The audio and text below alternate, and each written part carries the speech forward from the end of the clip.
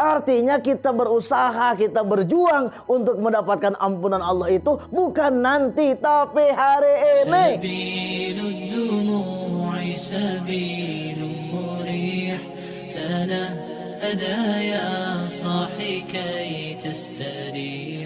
Allahu Rabbi wal Islamu dini wa Muhammadan Rasulullah.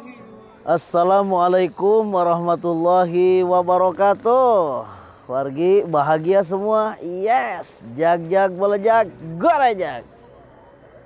Semua manusia itu rugi kata Allah.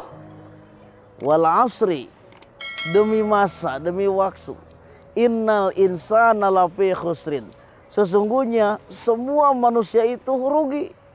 Yakin berada dalam kerugian. Illalladzina amanu, kecuali orang yang beriman, wa amilus solihati, dan orang yang beramal soleh, wa tawassaw bil haqqi wa tawassaw bis sabr, dan orang yang mau saling menasehati antara satu dengan yang lainnya dengan penuh hak dan juga dengan penuh kesabaran.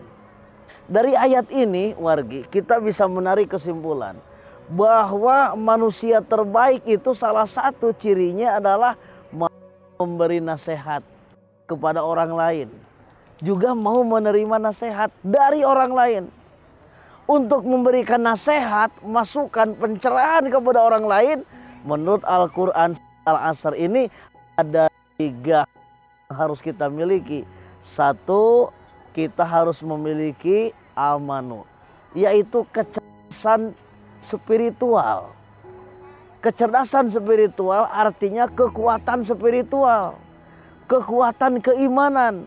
Kita lihat bagaimana Nabi terdahulu, orang-orang terdahulu, karena kecerdasan spiritual yang mereka miliki, karena kekuatan iman yang mereka miliki, ketika mereka berhadapan dengan sesuatu yang tidak mengenakan, mereka dibantu oleh Allah, ditolong oleh Allah, dibela oleh Allah.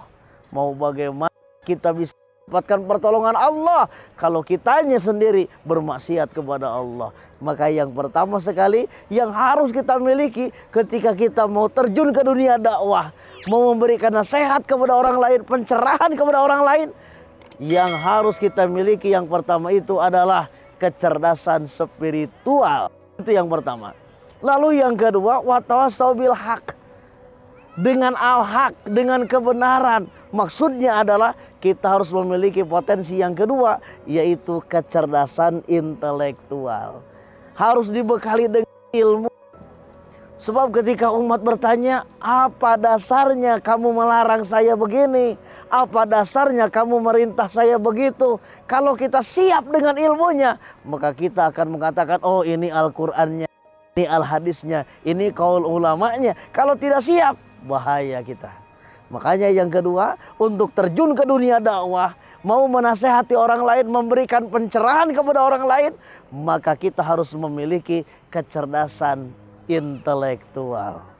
Kita harus pesantren, kita harus mengaji, kita harus sekolah.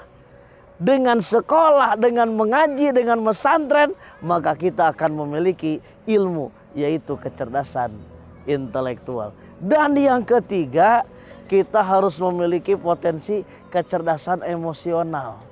Watawassaw bil haq, watawassaw bis sabr.